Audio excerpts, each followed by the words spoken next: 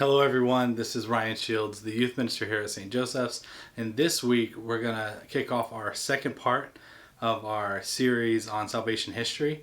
And to be honest, I thought this was just going to be a 3-part thing, but it may go even further. But anyway, today we're going to slog through a little bit about the Old Testament and where that plays into salvation history, right? So this is going to be Old Testament / salvation history kind of talk, right? We're going to talk a little bit about the first two acts of the theodrama that we talked about last week, but then we're really going to get into the third act and kind of the things that happened in the Old Testament that facilitated the rise of Israel and the formation of Israel and how that affects everything else down the road. So I'm going to get through as much as I can today while trying to keep this video at a manageable length. So if I don't get through the entire Old Testament today, we'll kind of roll it into next week, and then we may have to even get a little bit more on another video after that. So let's get started. Without any further ado, let's just get started. When we look at the Old Testament, as Catholics, we have a reputation for not paying as much attention to the Bible as we should, right? Maybe a lot of people just look at us and say, well, you guys, whatever the Pope says is what you guys do. Well, for us practicing Catholics, we know that that's not true. We also know that we do pay a great deal of attention to the Bible. It's just not always our number one priority, sadly, especially the Old Testament. I think a lot of folks have this view of, well, that's the Old Testament. Jesus came, he abolished the Old Covenant, I'm just going to focus on the New Testament and Christ. We can't do that because like I said last week, this whole story that we're given, it's so important that we understand all the parts of it. Because if you just understand the ending, you're going to misunderstand it more often than not, right? If you only focus on the ending, you're going to misunderstand it more often than not. So let's get into the Old Testament and what it teaches us about salvation history, all right? So first thing we're going to do is I'm going to talk about the different periods of salvation history and the covenants, right? So we're talking about different periods and different covenants. So the first thing we're going to talk about is the early days of the Old Testament, right? And these are going to be Acts 1 and 2 of Acts 1 and 2 of salvation history, right? The creation and the fall. Those are both going to be in this section. So without further ado, let's get into the early days, the first two sections of salvation history in the Old Testament. All right, during the early days of the Old Testament, when we get our first covenant, the covenant that God made with Adam, here we have the creation story, obviously, where it's really the story of how God created a land for us to inhabit. He makes it perfect, right? He gives us this land, and his covenant with Adam, is basically just live in this land, cultivate it, right? Name the animals, and you will live here forever. Your descendants will live here forever. It'll be this perfect Eden, right? This perfect place for you to be. All you have to do is don't eat from that tree, and you can have everything you want here in the Garden of Eden. So as we get into the second act, right, the fall, really, I talked about it, in the last video. I'm not going to belabor it too much, but really, it's man's kind of hubris that takes over, right? We want to make the decisions for ourselves. We eat from the tree of knowledge of good and evil. We blame God, but at the end of the day, all of that is just kind of outward signs of what's going on internally. Internally, Adam and Eve, they want to make the decision for themselves. They want to decide what's right and wrong. They don't want to have they don't want to have a third party telling them what to do. They don't have God, their creator, telling them what to do. And God punishes them for this, right? He says, fine, you guys want to do it on your own, go ahead. Get out of my garden. You're done, right? And he sends them out. The covenant is broken. That first covenant, right, that just maintain this and you get it forever, broken, gone, shattered. God's trust in us as human beings is thrown to the wayside. He kicks us out of the garden. That's it. Well, then there's this period of time where, right, the people, the descendants of Adam multiply and, they inhabit the world, and they're just a wretched people, right? God does not like what's going on. He gets to a point and he's just like, that's it. I'm going to wipe them all out. I'm going to start over. Right? He's going to pull the dinosaurs on us. He's going to, like he wiped out the dinosaurs, started over. He's going to do the same thing with humans. Wipe us out, start over. Well, but there's one person who he catches his eye. And that's Noah. Right? And we know the story. And this is a lot of things with the Old Testament. A lot of times we remember some of the stories from the Old Testament, but we don't remember how they're all connect, right? So then we have the story of Noah, and that's where Noah comes in, right? These people of God that are just kind of wretched. God doesn't like them. He's going to wipe them out. But he sees Noah, and Noah's a righteous man. So he has Noah build an ark, and then Noah's family gets on the ark, and 2 of every animal. I mean, you know the story. Those animals and everything, they get on the ark, the rain starts, it rains, there's flooding, all kinds of stuff. Eventually, Noah gets to the point where he is, he's done, right?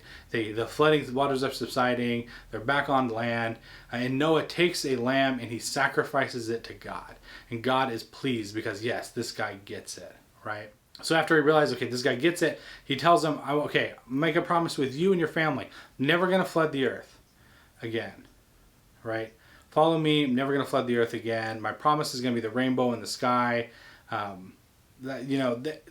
is God saying, yeah, right? So we have first, God makes a covenant with individuals, right? Adam and Eve. Then, now he's going to make a covenant with a family, with Noah's family, right? And this covenant is shortly broken because Noah doesn't live, it doesn't always live the life that he's supposed to. I mean, one night he gets, he tills the earth, plants grapes, gets wine, and then gets drunk, and he just blows out the covenant, right away. And this is only important to show that we're always falling, even Noah, right? You think, okay, finally, we Adam and Eve, they messed up, and now we have Noah. Man, then Noah messes up too. So what happens next, right? So people, the Noah's family, they have their kids and more kids, and repopulate the earth, and they get to a point where God's ready to, he's ready to set in motion, really the mechanisms that are going to bring about our salvation, right? So he sees Abram, and this is our next. That we're going into the next time period, right? We're out of the early stages now. Now we're into the time of the patriarchs, right? Think of a patriarch is just like the head of a family. So for me right now, on the Shield side of my family, the patriarch in our family, it's actually a matriarch. It's not a patriarch. It's my grandma, right? So my grandma, she's the matriarch, right? Matriarch, patriarch. Matriarch is the female version, and patriarch is the male version, but it's just the head of the family, right? So now we go into the stages of patriarchs, right? So the covenant, to start off with, is still going to be kind of with a family, but it's going to evolve during this time period as well. So now that we have the patriarchs, now that we're into this era of the patriarchs, what happens? Well, enter Abram, right? Abram's an old man. God chooses him through a series of events. God chooses him to make this covenant with, and he tells them, your descendants are going to be, as numerous as the stars in the sky, sands on the sand on the shore. You're going to have so many descendants, and your name is going to be great, and you're going to bless the nations, right? All this is going to happen. But you see, Abraham's old. He's getting old. His wife Sarah, she's getting old too. And so Abram kind of doesn't trust God. He doesn't think that this is going to happen. I'm old, I can't have kids. So he takes Hagar, who's the servant in their household, and he has a kid with her. God, not to say the least, is not happy with this. God says, okay, look, Sarah's not too old. Like, I'm not going to, that the covenant is that Sarah is going to be the one that brings forth your heir, right? So you need to banish Hagar, get her out, right? And we're only going to worry about Sarah. Okay, so Abram pushes Hagar out. It's only him and Sarah. And God comes back and he says, hey, since you broke the covenant, right, you and your descendants are going to have to be reminded of the fact that you broke this covenant. I told you that I would split myself in two if I were to break this covenant with you. Well, now you have to be cut as well. And that is where we get the male circumcision in the Jewish faith. And as part of that it's the sign that the covenant that was once broken is now restored. Now that we have this restored covenant with God, God also changes Abram's name, changes his name to Abraham. And now Abraham is focused on, okay, now what's going to happen next? Well, his son Isaac is born, right? He's just so filled with joy. He's really happy. And then what God asks him to do next is, well, it feels really unfair. God says, hey, Abraham, you need to sacrifice Isaac. Now, this is super important, right? They go up the mountain, and this sacrifice, not only is Abraham willing to do it, but Isaac is also willing to do it, right? If Abraham at this point was a feeble old man, and he doesn't even carry up the wood, Isaac carries up the wood for the burnt sacrifice, right? So we know that Isaac could have overpowered his dad, theoretically. Dad's not strong enough to carry up the wood. Isaac's more than strong enough to carry up the wood. Isaac's probably stronger than his dad at this point, but Isaac doesn't, right? This is a foreshadowing of Christ. Christ lays down his life because he's asked to. Isaac is getting ready to lay down his life because he's asked to, in obedience to God. So it's really important that we see those parallels here.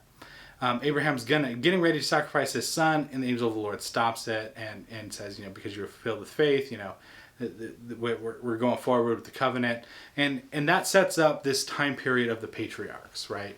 So now that this new covenant is established with Abraham, this covenant is established with Abraham, we see, okay, that there's this time where there's a lot of prosperity and the family is growing.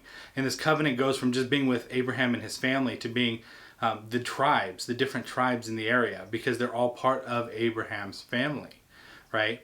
Abraham's going to be the first patriarch of the family, right? The first male head of the family. And then Isaac is going to be his son. Who is his son? He becomes the next patriarch. Then Isaac's son Jacob becomes another patriarch.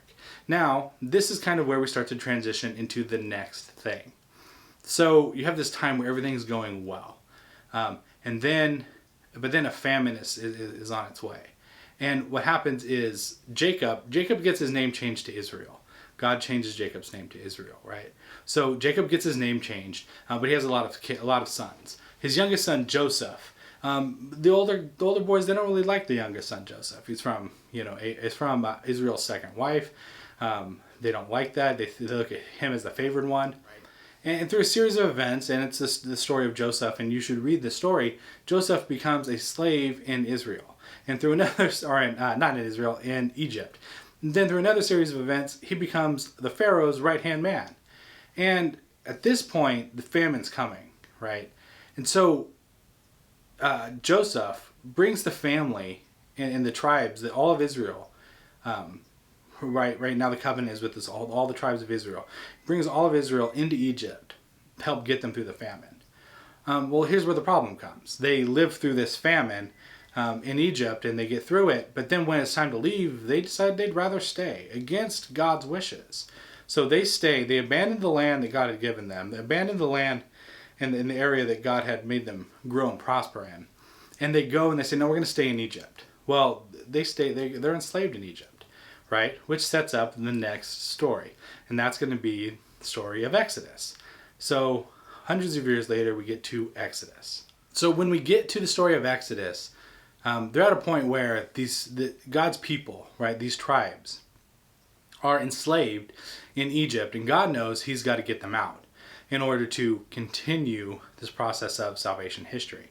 So he sends Moses to Egypt to get the people out, right? We know Moses is, he's in with the family of the Pharaoh. We know the story. This is another thing, like I said. We don't really know how all the stories connect all the time, but we know a bunch of the stories. So we get into the story of Moses, right? Moses, there's the plagues, the river runs red, there's the locusts, there's all that stuff, the parting of the Red Sea. Moses gets the people out of Israel, or out of Egypt, I mean. So Moses gets the nation of Israel, or the tribes of Israel, and gets them out of Egypt, right? So that's the Exodus, right? God gets his people out of Egypt, right? Then that's going to set up our next stage. And the next stage is going to be the wandering in the desert, right? So as they go through the desert and they're wandering, they're trying to get back to their land. They go back to where where they're promised, the promised land, where the land they're promised to go to. And at this point we have the next covenant, right? And it's going to be the covenant with Moses. So they get to Mount Sinai, and Moses goes up and he gets the 10 Commandments from God.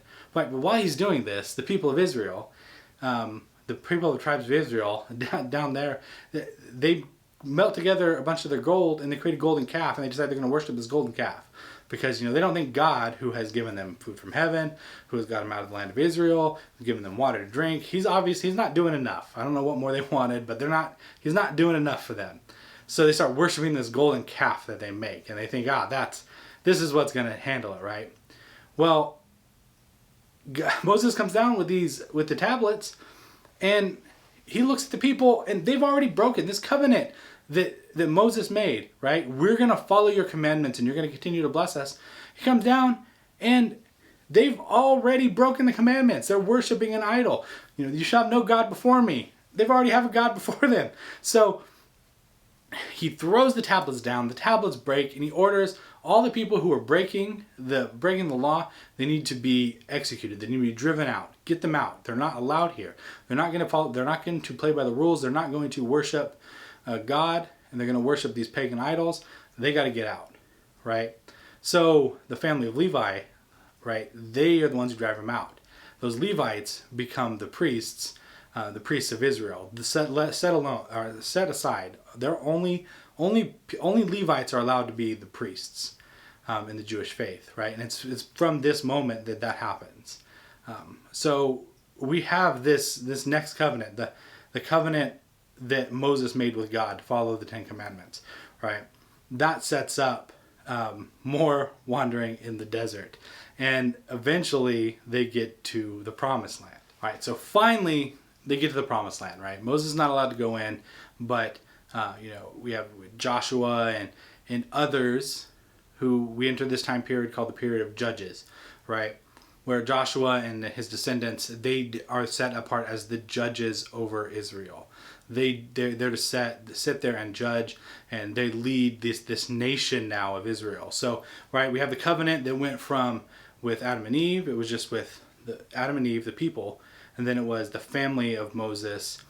And then it was the tribes of Israel under Abraham, and then now under Moses we get the whole nation of Israel. Israel has become a nation at this point, and they're all under the covenant of God with Moses in the promised land. And they have these judges and everything is going great, right? But as is salvation history, the Israelites, they want more. Now they look around, they're like, you know what, we don't need judges, God. We don't need these judges that you've given us. We need a kingdom, right? We need to be a kingdom set aside, right?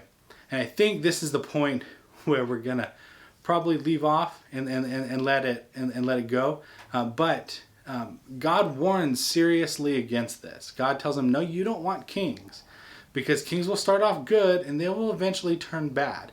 And that's just a little foreshadowing with what we're gonna see next week. We'll start off with the kings of Israel and the covenant that God makes with King David, who's one of those kings.